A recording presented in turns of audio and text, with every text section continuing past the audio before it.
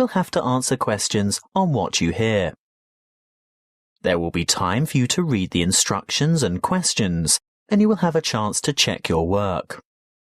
All the recordings will be played once only. The test is in 4 sections. At the end of the test, you will be given 10 minutes to transfer your answers to an answer sheet. Now turn to Section 1. Section 1. You will hear a conversation between a guest and the receptionist at a hotel. First, you have some time to look at questions 1 to 5.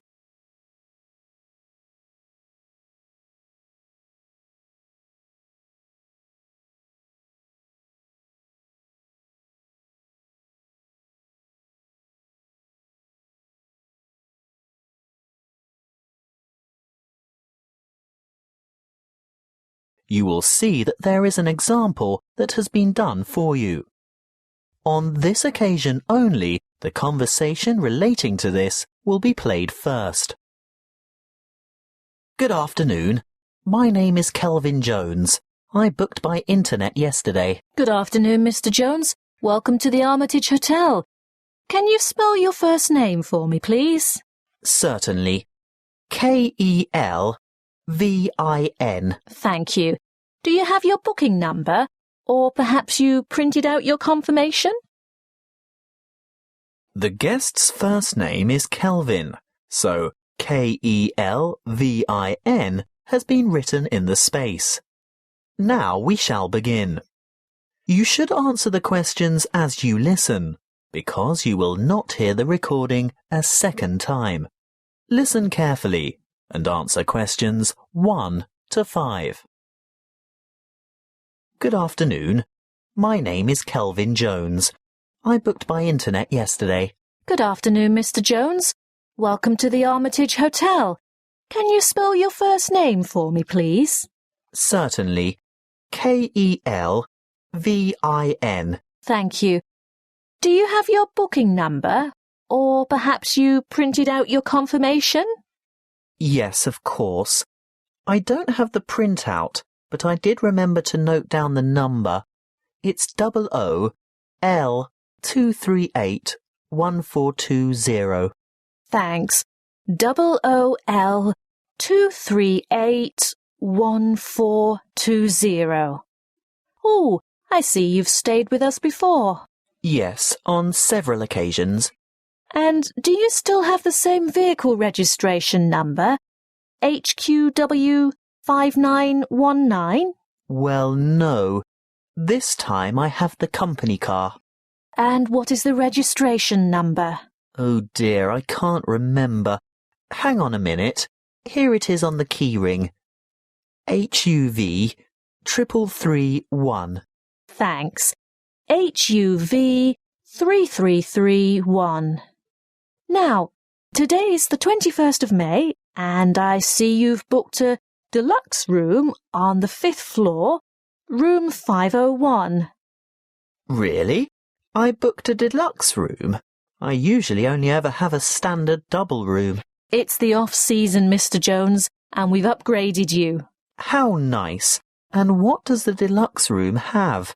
Is it as good as a suite? Almost. It has all the usual, plus a spa bath, fully stocked bar fridge, a king-size bed, and a balcony.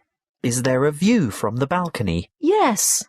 Is that a view of the bay? Yes, and a glimpse of the Blue Lagoon as well. Very nice. I hope it'll be warm enough to sit out there. We can't guarantee the weather, Mr. Jones, although we do try to make your stay as comfortable as possible. Thank you. Now that you mention comfort, is it possible to have some extra pillows, please?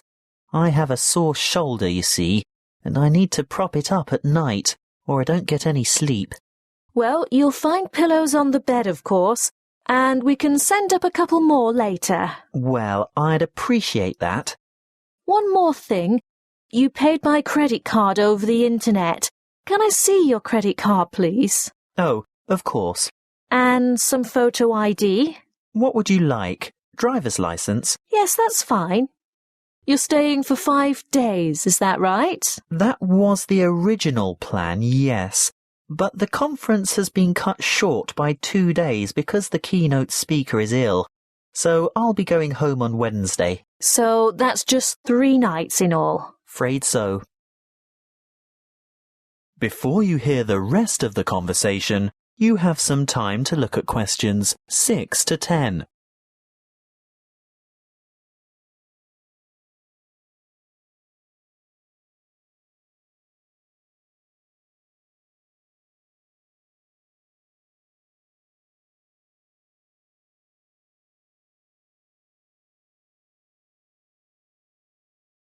Now listen and answer questions 6 to 10. Is there anything else I can help you with? Actually, there is. The conference is in a building called Chancery Chambers, but I don't have any idea how to get there. Oh, that's the funny-shaped building on the corner of King and Richard Streets. It's quite straightforward, really, and only a few minutes' walk. Look, I'll show you on this map. Good. A map. I like to follow a map if possible. Right, well, step out the front entrance of the hotel and you're on Hobb Street. Head south on Hobb Street towards Gorse Lane and take the second on the left onto Vickers Street West. Go all the way down the hill past the Mexican Cafe on your left, the Rebel Hostel on your right, and the big church on the corner of Allen Street. Oh, I think I know the one. It has a huge steeple. Yes, you're right. When you get to the bottom of the hill, you'll have to cross over the main street. What's the name of the main street? Mill Street. Mill Street. Ah, yes, there it is. Cross the main street and continue on to Vickers Street East. There's a big bank next to a bookshop on the corner. Go up the hill towards the entrance to the park. I've heard it's very beautiful. Oh, yes. Well worth a look when you've got some free time. Anyway, don't go in the park. Turn left into Kitchen Street. You'll walk past Bowen's Bistro. Actually, probably the best place to get a good lunch at a reasonable price. After Bowen's, take the second left into Baker's Lane. It's a very short street. Then take the first on your left onto King Street, and you should see the Art Deco Chancery Chambers building a bit further along on the corner of Richard Street. Oh, thank you for that. I'm most grateful.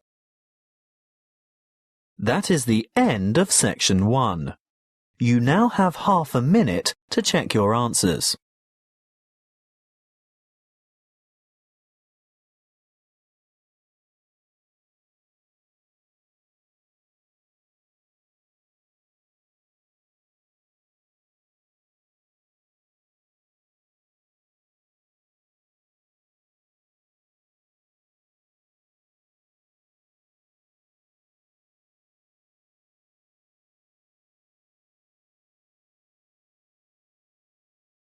Now turn to Section 2. Section 2. You will hear a recorded message by an employee of an investment society giving information about savings and investment options. First, you have some time to look at questions 11 to 13.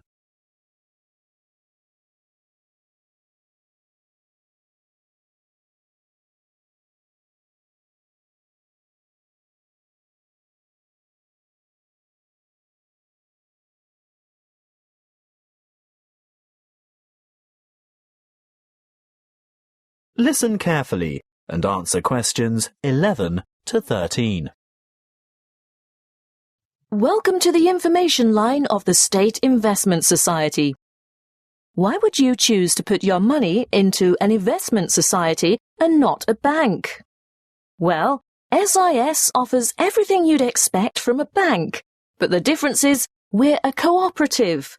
We're 100% owned by our customers, people like you, and that means we always put your best interests first.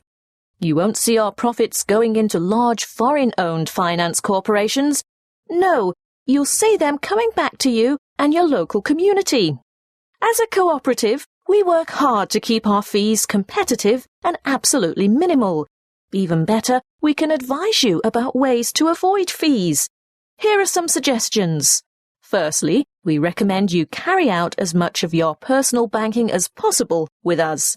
We won't charge account fees unless your account becomes inactive for some reason. See? No unnecessary fees.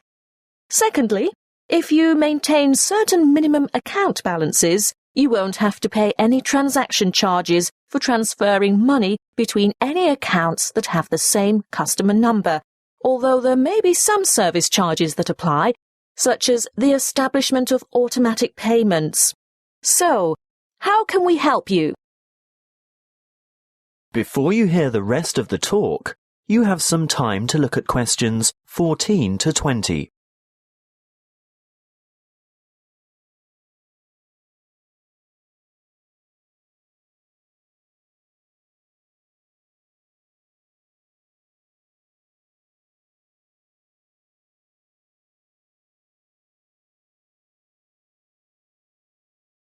Now listen and answer questions 14 to 20. Let's look first at savings options. We can give you 3 options. Our internet account earns you interest from your very first dollar deposited. You don't have to maintain a minimum balance, and you earn a good interest rate from the start. Interest calculated daily and paid into your account monthly. You always have immediate access to your money by using the internet, text or telephone banking. What's more, there are no account or transaction fees. With our Stairs Savers scheme, the more you save, the higher interest you earn. Again, there's no minimum balance, but as your balance grows, you'll earn higher interest rates. There are 3 interest tiers or steps, plus bonus interest. Interest is calculated daily and paid monthly. Now, what about access to your money? You are free to make as many withdrawals as you like, but if you restrict them to 1 a month and your balance increases over that month, then you'll earn that bonus interest.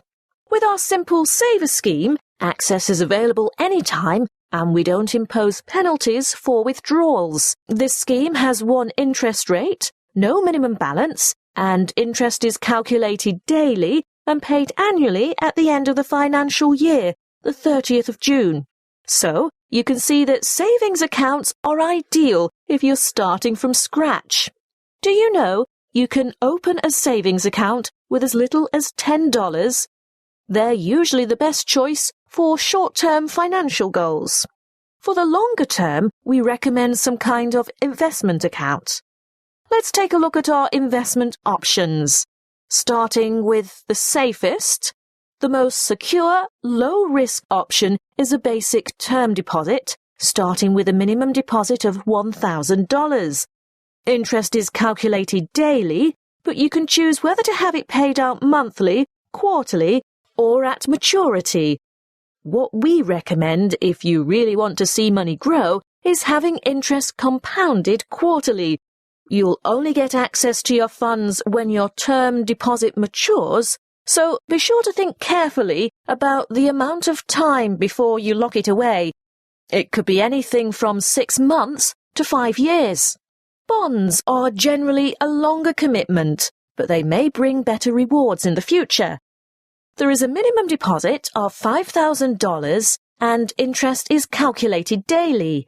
You may choose to have interest compounded quarterly or paid out quarterly. And, of course, you'll have access to your money when your bond reaches maturity.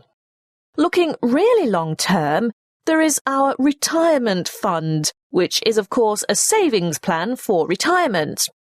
There is no minimum deposit, but the good news is that you can choose to contribute a certain percentage of your income before tax is paid on it.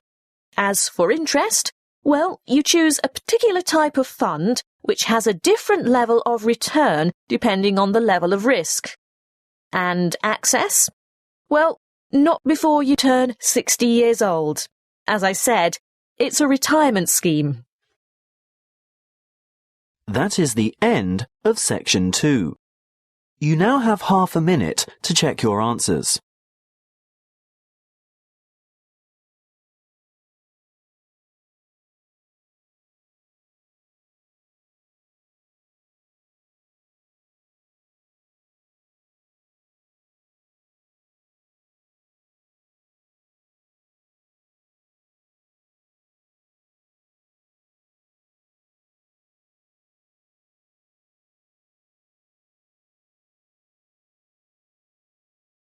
Now turn to Section 3.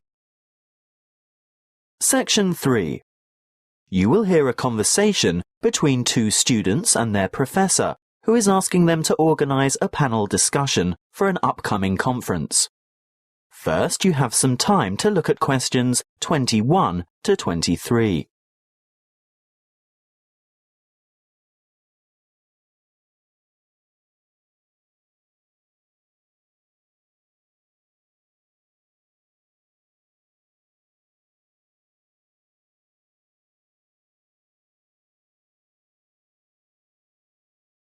Listen carefully and answer questions 21 to 23.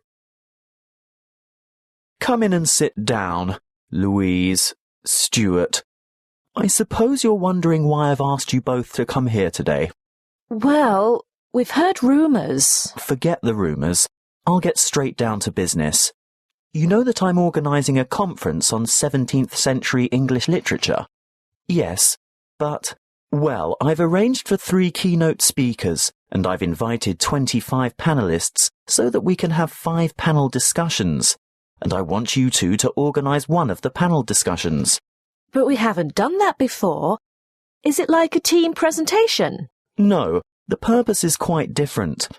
In a team presentation, the group presents agreed-upon views, as you have both done at the end of a group project. Yes.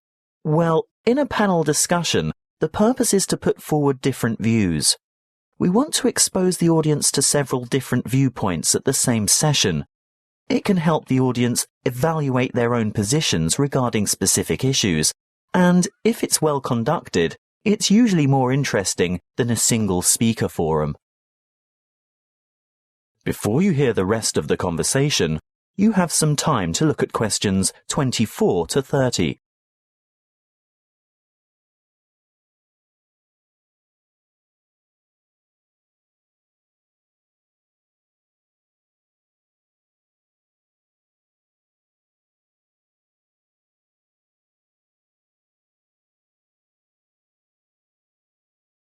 Now listen and answer questions 24 to 30.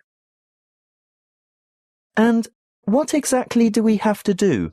Well, you'll take the role of leader or moderator and assistant. Is that like the role of chairman? Yes, that's it. Sounds daunting. Not at all. I've already done a great deal of the preparation myself. Let me run through the procedure with you. I've singled out an issue that will entail quite some conflict of opinion. I've selected panellists who are well informed and will probably have contradictory points of view. That's very important, you know. Actually, I feel a bit nervous. How many panellists will there be? Well, I've invited 5 panellists for each panel because that's probably the maximum number that an inexperienced moderator can handle. But don't worry. I always invite more than we need because you can be sure someone won't be able to make it, so you'll probably just end up with 4, which is a very manageable number. Oh, I see. And I've chosen a moderator. That's you, by the way. Ah, but Stuart will help, right? Yes, I'll get on to timekeeping and whatnot shortly. That's where an assistant is indispensable. But what procedure do we follow to conduct the panel discussion? Don't worry, I was just about to say, I've also settled on the format. What is it? There are various formats that can be followed, but I've always found this one to be very effective. Yes? Okay. Make some notes on these guidelines as I run through them, and ask me questions about anything you don't understand. We're ready? Firstly, the moderator introduces the topic and the panellists. But we don't know who the panellists are. Don't worry, I've prepared a short biographical introduction for each one of them, and I'll give you that information tomorrow. Oh, good. Next, the panellists are given a set amount of time to present their views on the topic. I'd say about 2 minutes each should be sufficient. Now, this is where Stuart's timekeeping is going to be important. You have to keep to the schedule all the way through because the lecture room has only been booked for an hour. How do I indicate when the time is up? You stand off to one side of the panel, either with your back to the audience or hidden from the audience, but in full view of the panel and moderator. You have a digital clock or timer, and you hold up the appropriate number of fingers to give the number of minutes. When the time is up, you make a cutting gesture with your hand. Ah, but what if the panellists keep talking? Then that's your job to politely intervene and move on to the next segment, which is the discussion itself. Panellists discuss, ask questions, and react to the opinions of other panel members. This, of course, is their primary function and should occupy about 60% of the allotted time. Stuart will watch the time, right? Yes, because you'll be making brief notes. Why? Well, when the time's up, the moderator shuts down the debate and provides a summary of the discussion. Oh, and then it's over? Well, no. The secondary function of the panel is to answer questions from the audience, and that should take up the remaining 15 to 20 minutes. It's the leader's role to recognise appropriate questions and reject those not related to the subject. During the question period, you must maintain strict control, and this will most likely be the toughest part of the whole job. Oh dear. Stuart will of course help you here by ensuring that as many people as possible have a chance to ask their questions, and that no one member of the audience tries to dominate. With about 5 minutes to go, he'll announce that there's time for only a couple more questions, then announce, last question. And then it's over? Not quite. You still have to acknowledge the involvement of the panellists and invite the audience to thank them with a round of applause. Should I clap too? Yes, you should both take part in the applause. That is the end of section 3. You now have half a minute to check your answers.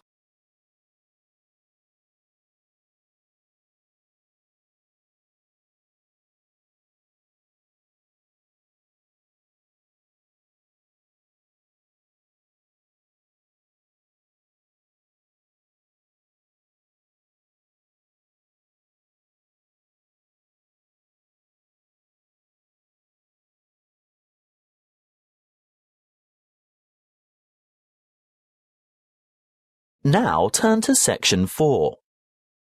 Section 4. You will hear a talk on hydroelectric power. First, you have some time to look at questions 31 to 40.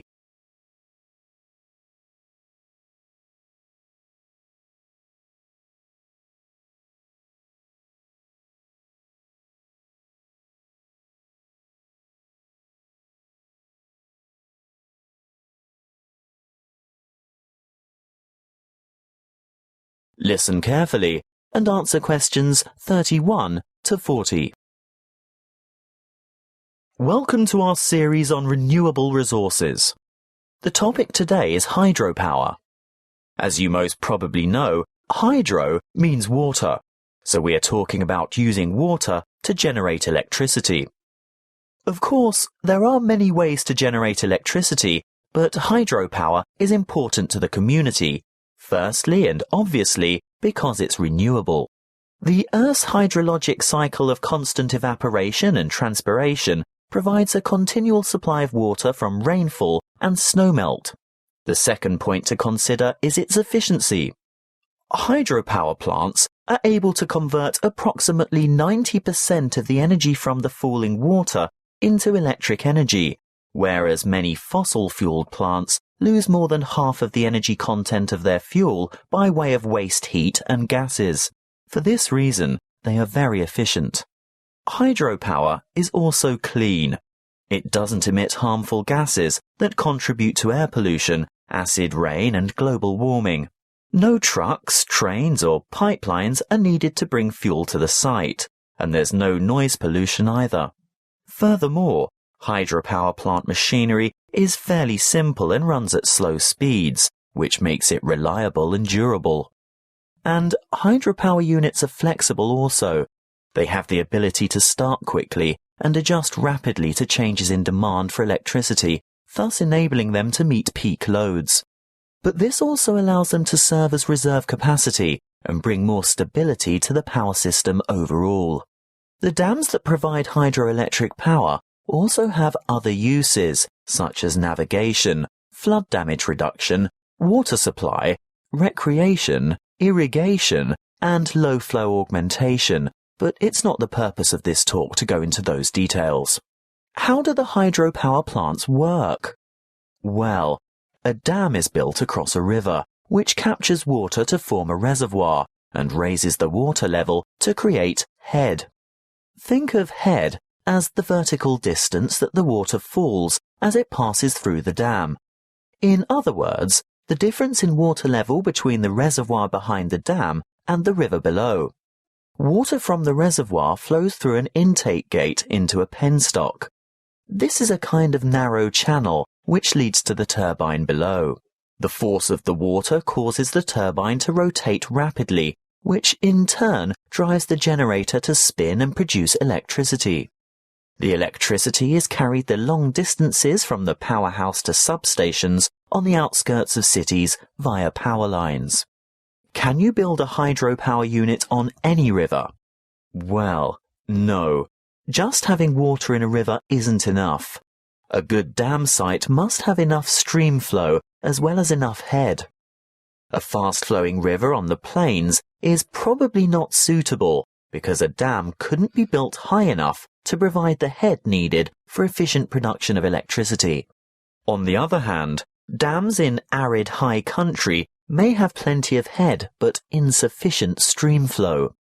The perfect spot for a hydropower plant is where the right combination of stream flow and head exists. What about the environment? Surely the construction of large dams has an environmental impact. Well, yes it does. Certainly dams and reservoirs are built to improve the lives of people living in towns, farming communities and cities. But there must be a balance between development and preserving the natural environment. Needless to say, the natural river environment is changed, which leads to changes in river ecology and aquatic habitat. Sometimes, for example, dissolved oxygen levels below dams get so low in summer that there is a negative impact on aquatic life. These levels can be improved, however, by using special aerating turbines and/or injecting oxygen directly into the stream flow. In order to protect and improve the habitat for endangered and other species of birds, fish and water life, there needs to be a thorough review of operating plans to see if a better balance can be achieved. Hydropower plant design and operation must not only meet the needs of consumers for electricity, but work hand in hand with agencies whose concern is for the fish and wildlife, water quality and water supply. That is the end of section 4. You now have half a minute to check your answers.